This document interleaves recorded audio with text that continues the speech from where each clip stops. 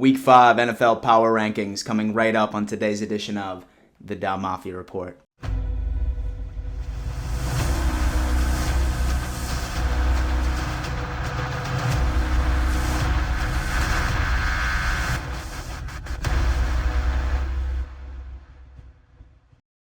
Yo ho ho, Don Mafia and NFL fans. Welcome to yet another edition of the Don Mafia Report. Per popular request, Power Rankings are back. I know I've been slacking off the past couple of weeks. I've just been, super busy with other things, and I really only had time to dedicate to Bill stuff. But you know what? Honestly, you don't give a about that. You just want to hear my rankings. You're probably going to be surprised with where I'm putting some teams right here. Some fan bases are going to be very happy with me. Some are frankly not. But right before we get into all of my rankings, here's a brief word from today's sponsor. Oh brother, Dan with another advertisement, and I'm willing to bet that he's getting paid for this too. You're damn right. You think this is? Well, luckily today's sponsor just so happens to be MyBookie, something that I am a regular user of. If you have no idea what MyBookie is, it is the #1 online sportsbook across the entire internet. It is my go-to place for any type of parlay, spread, money line, and over-under bets, and much more. This football season, if you are looking for an online sportsbook, look no further than MyBookie. And so what makes it better is that MyBookie is also hooking up the Don Mafia with matching your very first deposit up to $1,000 as long as you put in the code DM. So like the letters DM. Used in a sentence would be, why is your mother in my DMs? So whatever you're doing, it's time to put your money where your mouth is. If you really know what you're talking about with football, you might as well make some money off it, and MyBookie is the place to do it. So whatever you're doing, hit that link in my description, and let's start making some money. Yeah, MyBookie. Listen, I don't recommend putting down your mortgage by any means, but if you have to, MyBookie is where it is at. Without further ado, let's go on ahead and dive into my top 10 list. 10, the Cleveland Browns. Now, last week when they ended up going up against the Minnesota Vikings, I might say that Baker Mayfield had the worst performance in perhaps his entire career.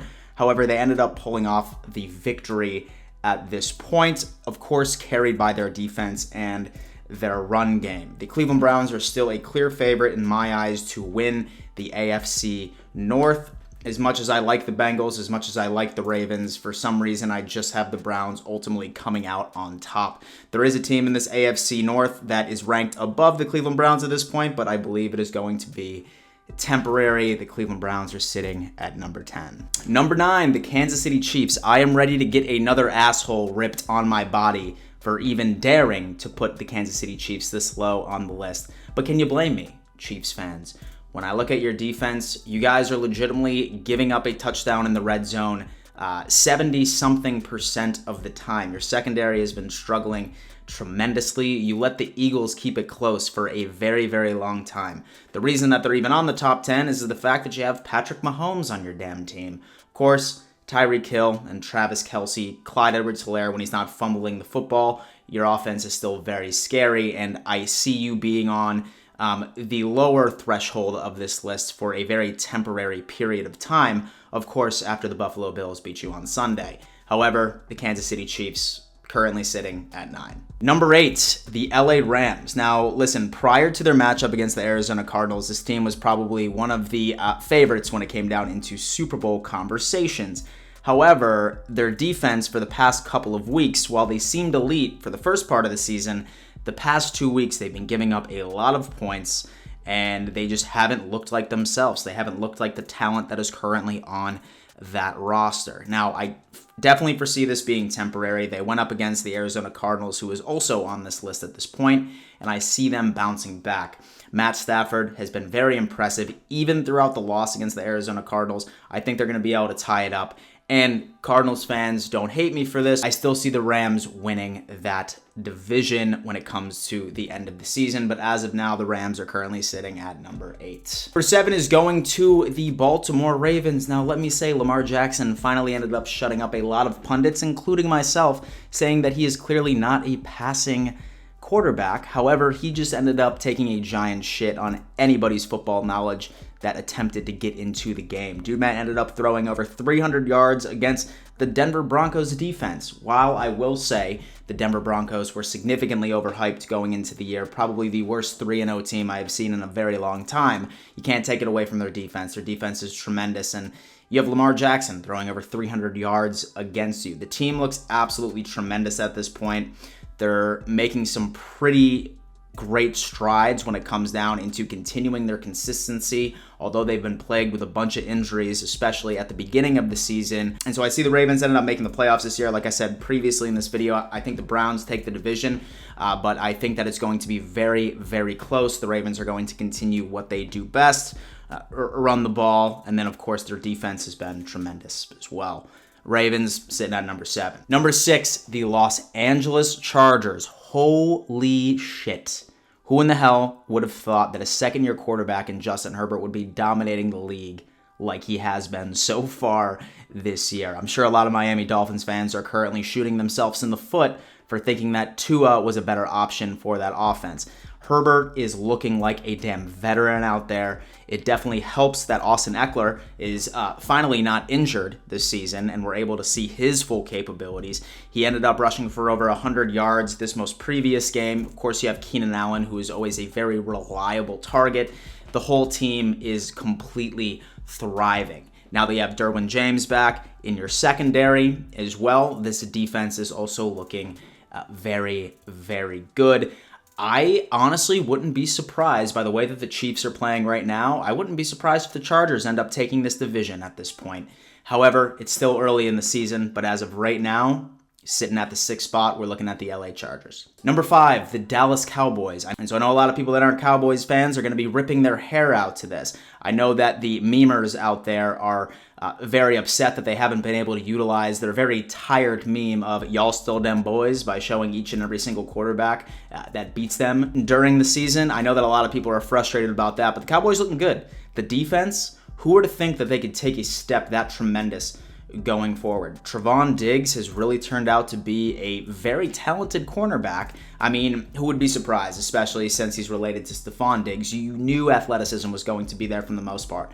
Their defense looks like an entire different animal. Their offense is absolutely reeling. If Dak Prescott continues to stay healthy, that offense continues to demonstrate that same type of chemistry, and I foresee the Dallas Cowboys running away with the NFC East. Number 4, the Green Bay Packers. I'm looking back at week 1 and I look at the performance from Aaron Rodgers, and I could imagine that most Packers fans were absolutely pissed and they were having nightmares that their season was about to go down the drain, but Aaron Rodgers quickly ended up snapping back into it. Last game, Randall Cobb absolutely went off, making Aaron Rodgers look like an absolute genius for convincing his squad to bring him back.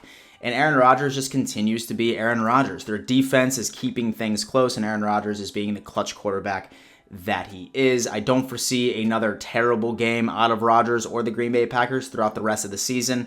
Week 1, in my opinion, was just a fluke and just another preseason game at this point. The Packers look great, and I see them being a threat moving forward. Number 3, the Tampa Bay Buccaneers. Now, listen, this team is currently sitting at 3-1, and I will say, I was anticipating the Buccaneers to, frankly, beat the shit out of the Patriots. It did not happen. The Patriots defense was giving Tom Brady a very, very difficult time. And don't get me wrong, I'm not going to sit here and tell you that Bill Belichick probably spent months and months and months planning his defensive scheme against Tom Brady. I mean, it's been a debate older than time.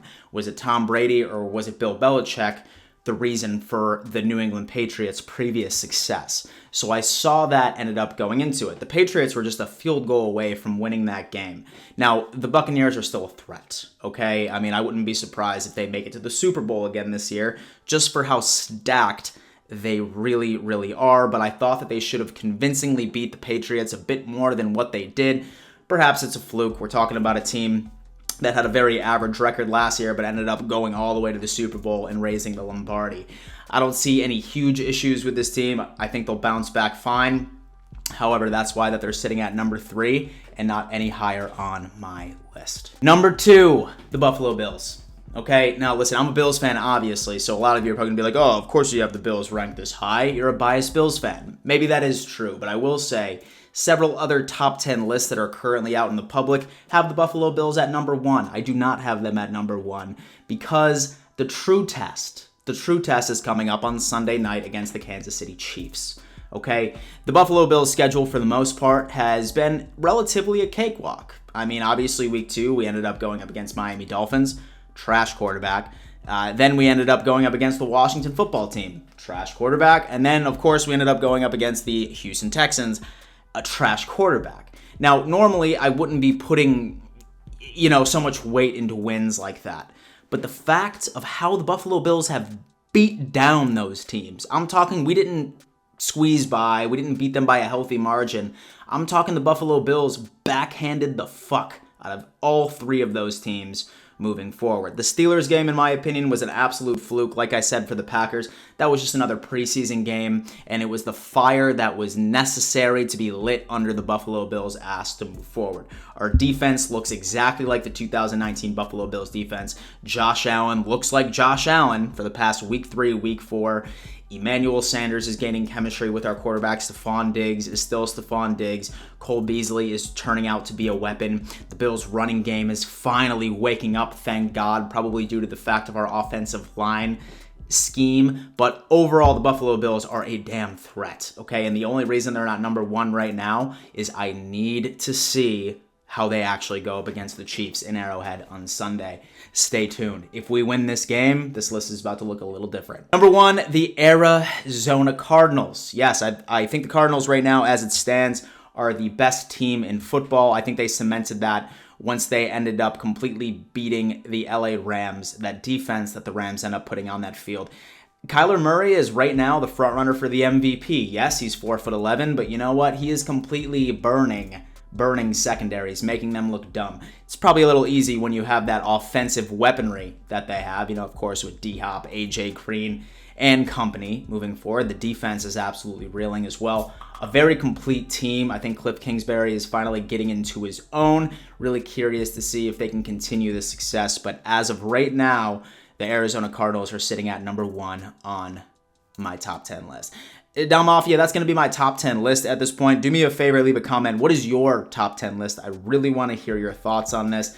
Do you disagree with me on any of these placings? Please tell me what I did wrong, who you would have included that I didn't include, and just give me your thoughts. Love to hear it.